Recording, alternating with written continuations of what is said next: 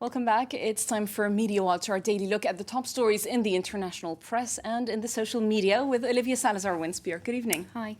We start today with Romeo Long, France 24's correspondent, who was released after a month in captivity with Colombia's FARC rebels. There have been some reactions to his release in social media today. Yeah. Now, last night, amid the elation, of course, we were so happy that he was released safe and sound, there was some criticism. Some people said that he was giving too positive an image of the FARC, talking about the conditions that he was held in. And other people said he couldn't be subjective or neutral on the topic because he'd been covering this in Colombia for so long that he'd developed a kind of relationship and perhaps he was a little partisan. Now, he was even called a terrorist sympathizer by former Colombian President Álvaro Uribe. We saw that tweet late yesterday evening. Let's take a look at that. There was more today, wasn't there? Uribe says there's one thing to be a journalist and show curiosity, but it's another thing to promote terrorism. Today he continued saying that retweeting that he's a liar, he returned to freedom that he never lost, but he returned to the lies that he never forgot. He also called yesterday's release an outrageous show on the part of Langlois. And then we've got the current President Santos saying that the French journalist wasn't ever kidnapped.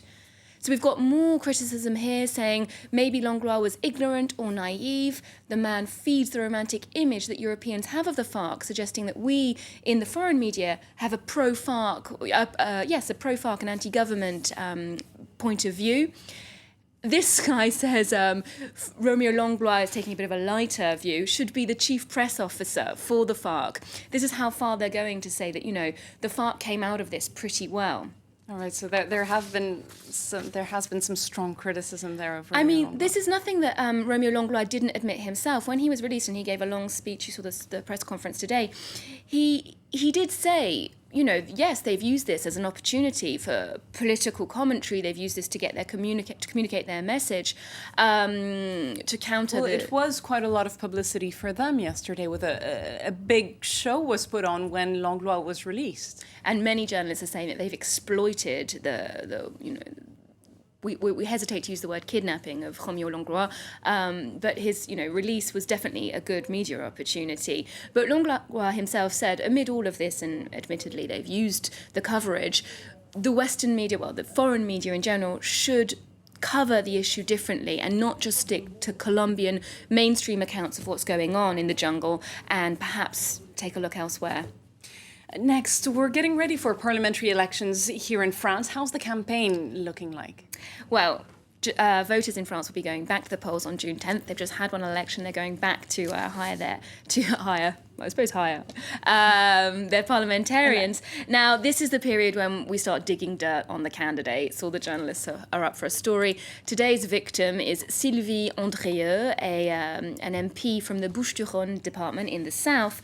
L'Express has the story that she's actually now been accused of embezzling some 700,000 euros of public funds. Oh, that's a massive sum. Well, this was all to finance her own campaign, apparently. She's used money that was meant to go towards public social projects to further her political career. And there are strict rules in France about campaign financing. Absolutely. So this is all very embarrassing for Martine Aubry, head of the party, who's publicly said, I will pull Cleare out of the race and replace her with a different socialist candidate here at the last minute.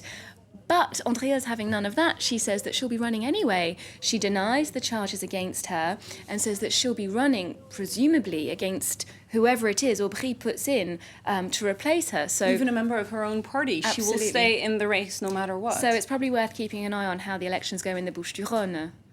And we're staying with French politics. The Front de Gauche leftist party have been in for a bit of negative press as well today. Yes, another dirt story on a French candidate. Here, Rue 89 had the story. Now, the Front de Gauche is the extreme left party headed up by Jean-Luc Mélenchon.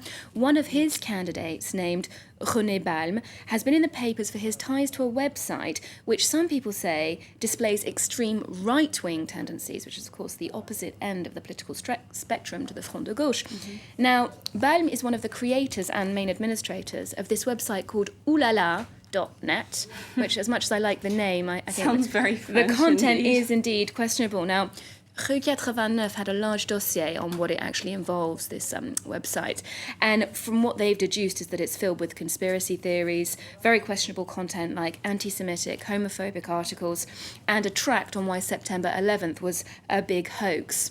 Well, by all accounts, very extreme, whereas the Front de Gauche actually did quite well in the presidential election. They had a very honourable score. They're a fairly mainstream party now. They're a very mainstream party, but strangely enough, they did come behind Marine Le Pen, extreme right. Street Press goes on to say that, they've got an advert on oulala.net for Jean-Luc Mélenchon's book next to Bin Laden's death was a hoax article. So this is all very embarrassing for Jean-Luc Mélenchon. Definitely not reflecting they're well. looking into the affair and trying to decide what they're going to do, whether René Balm can still run as a candidate. All right, well, thanks very much for that update on the world press. Olivia Salazar-Winspear, that was Media Watch on France 24. And don't go away. Up next is web news. And a simple typo goes viral and embarrasses Mitt Romney's campaign. They got the letters jumbled up on a key word if you're running for president, America. But first, we take a look at how Syrian activists are being hunted down and harassed online.